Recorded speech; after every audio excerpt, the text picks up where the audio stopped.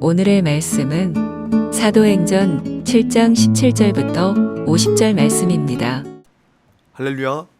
오늘 하루도 여러분 삶 가운데 하나님의 은혜와 평강이 함께하길 축복합니다.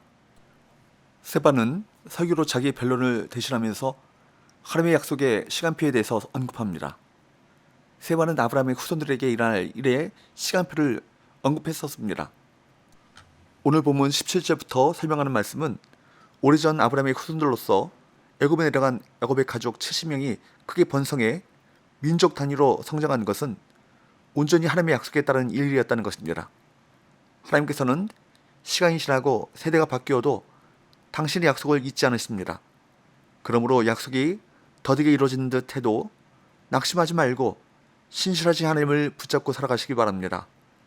신실함에 기대는 신앙이 하나님을 온전히 섬기는 신앙인 것입니다.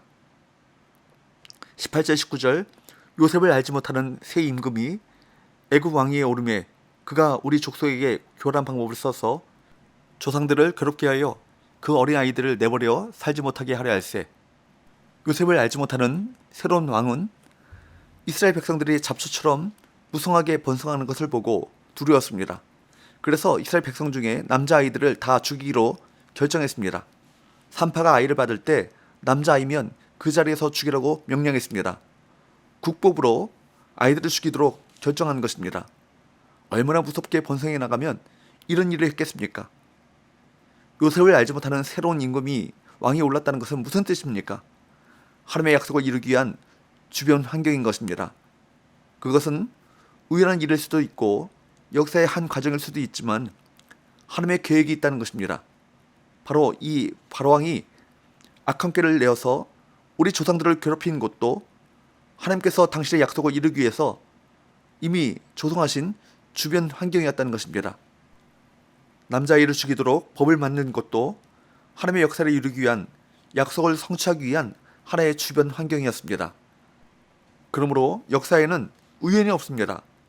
우연히 존재하는 역사라는 것은 없습니다. 하나님의 편에서 보면 모든 것이 필연이고 모든 것이 섭리입니다. 그냥 되는 것이 없죠. 나의 삶도 나의 죽음도 내 주변에서 일어나고 있는 시시한 일 하나도 그것이 우연이 아닙니다.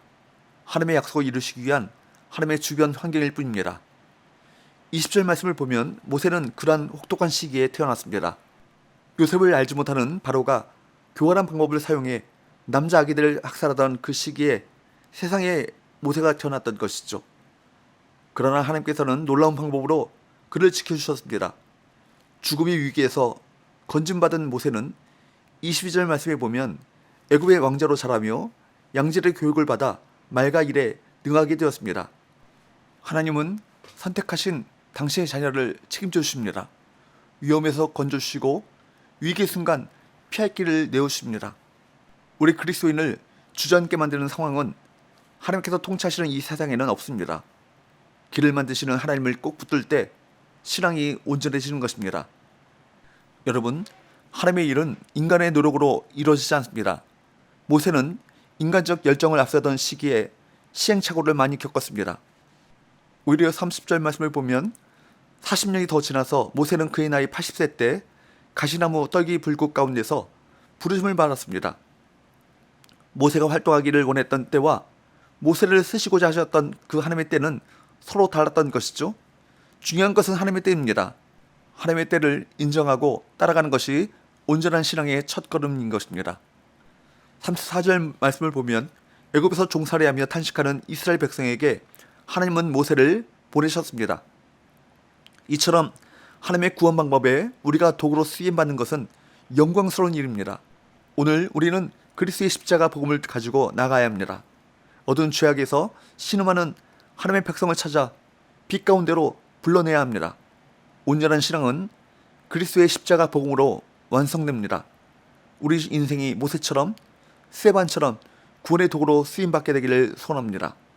스데반은 44절에서 50절 말씀까지 해서 설교의 초점을 성막 성전으로 옮겨 성막이라 성전 그 어느 곳도 하나님께서 거하실 처소가 될 수 없었음을 선언하고 있습니다.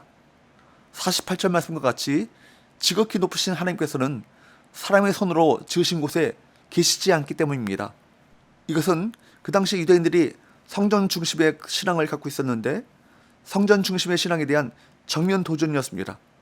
사람의 손으로 만든 성전이 아니라 참 성전 대신 예수 그리스도를 믿는 것이 하나님을 온전히 섬기는 것입니다. 세바는 자신에게 주어진 소중한 변론 시간을 설교에 할애했습니다.